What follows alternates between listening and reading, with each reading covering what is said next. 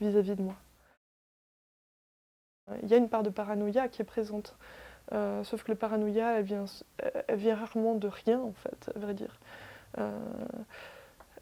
Bien sûr, il y a plein de choses où on n'est jamais sûr de ce qui aurait pu se passer. Des fois, on a l'impression d'avoir échappé à quelque chose, mais si ça se trouve, c'était du rien. Comment le savoir? On n'a pas de preuve matérielle de la chose.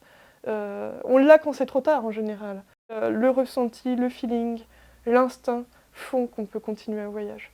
Si on le refuse, si on s'imagine une seule seconde que les gens en face, elles ont raison, et que tant qu'elles ne sont pas rentrées dans un acte matériel vis-à-vis de nous, on ne peut pas savoir, et bien là, ça nous met véritablement en danger. Il faut être capable de s'écouter.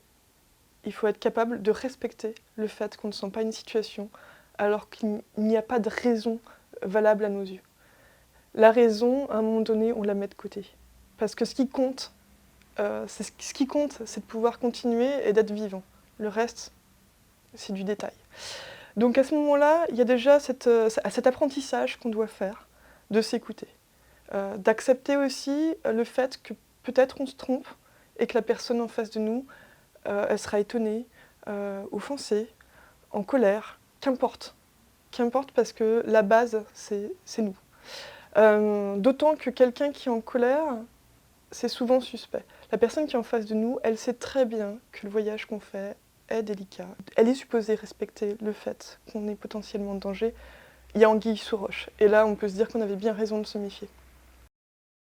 Après, moi, il y a des indices que je prends en compte.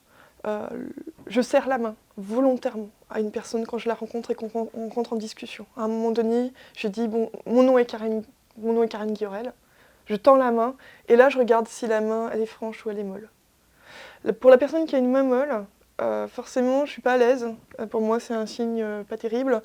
Faut prendre en compte que des gens peuvent avoir la main molle parce qu'ils sont très fatigués ou qu'ils sont dans une dépression. Mais en général, ça se voit quand même un petit peu. Et sur le regard, ce à quoi je suis attachée, c'est au fait que le regard posé sur moi soit franc, c'est-à-dire yeux dans les yeux. Si le regard de la personne qui est en face de moi commence à se balader sur ma silhouette, méfiance bien sûr. Si le regard de la personne, je vois qu'il s'agit de prendre en compte l'environnement et notamment de vérifier s'il y a des personnes qui nous regardent, qui nous observent, là je suis attentif. Même s'il y a plein d'interprétations possibles, ça peut être soit le fait que la personne, ça ne l'arrange pas qu'il y ait des gens qui soient là parce qu'elle souhaite être tranquille, soit parce qu'en fait, dans certains pays, la sphère publique n'est pas la même que par exemple en France, la culture que je connais le mieux a priori. Donc en public, un homme par exemple qui parle avec une femme est obligé de faire très très attention à son comportement. Et c'est pas toujours malveillant de sa part de regarder ça. C'est très subtil l'interprétation qu'on doit faire à ce moment précis. Il faut le prendre en compte. De manière générale, de toute manière dans la sphère publique, ça vaut le coup de signifier partout qu'on est là et qu'on n'est pas dans des attentes sexuelles. Donc signifier le plus de gens possible qu'on est là avec un but de voyage. C'est vrai que dire qu'on est en pèlerinage aide beaucoup, ça permet de se prémunir d'un certain nombre de soucis. Dès qu'on sent qu'il y a quelque chose qui dysfonctionne, il faut déjà mettre une distance physique. Et une distance physique réelle. La personne tente de s'approcher, on recule. Elle tente de s'approcher à nouveau, on recule et on s'en va carrément. Ça arrive très souvent en voyage, ça. La personne qui tente de s'approcher. Avec ce souci-là, de nouveau, d'une culture à l'autre, la distance qui fait qu'on peut entrer en conversation, elle est différente. Une des techniques que j'avais quand, par exemple, je me retrouvais dans cette situation à quelqu'un qui m'accompagne en chemin alors que je ne le souhaite pas ou alors que je me méfie, ça a été de prendre mon bâton que j'avais avec moi, donc c'est un objet qui est intéressant.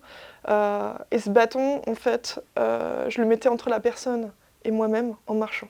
Et je faisais en sorte que ce soit le cas tout le temps.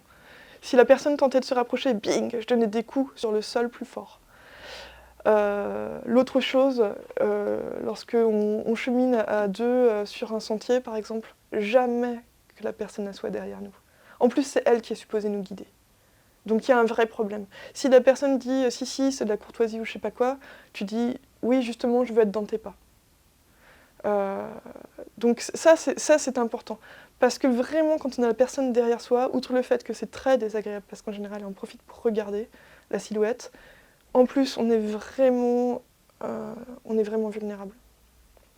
Autre chose, quand on est sur la route, ça à mon avis c'est important, on peut se mettre dans le sens contraire de la circulation. Ça fait que du coup, les gens, lorsqu'ils s'arrêtent avec leur voiture, sont soit obligés d'avoir beaucoup de sang-froid et de s'arrêter longtemps à l'avance, mais de toute manière, s'ils arrivent à l'avance, nous on peut s'arrêter. Et eux ont vu qu'on s'était arrêté, donc peut-être qu'ils vont avancer, mais on se recule aussi. Enfin, il y a ce petit jeu avec. Ou alors ils nous ont dépassés, et le moment où ils nous appellent, de toute manière, nous on peut continuer. Et ils ne peuvent pas faire vraiment demi-tour. Alors que si on a les voitures derrière nous, on ne les voit pas venir, on ne voit pas le visage des personnes qui nous interpellent. En plus, ils peuvent continuer à avancer en même temps qu'on marche nous-mêmes. C'est très désagréable d'avoir ces espèces de choses en parallèle. Là, je parle des situations pénibles, hein, c'est pas tous les jours comme ça, heureusement. Donc voilà, ces jeux de distance sont importants. Après, il y a des choses qui aident. Quelqu'un commence à rentrer dans une forme de domination, rien que serrer le poing, sans forcément le mettre devant la personne, mais juste l'avoir là, est vue tout de suite par la personne.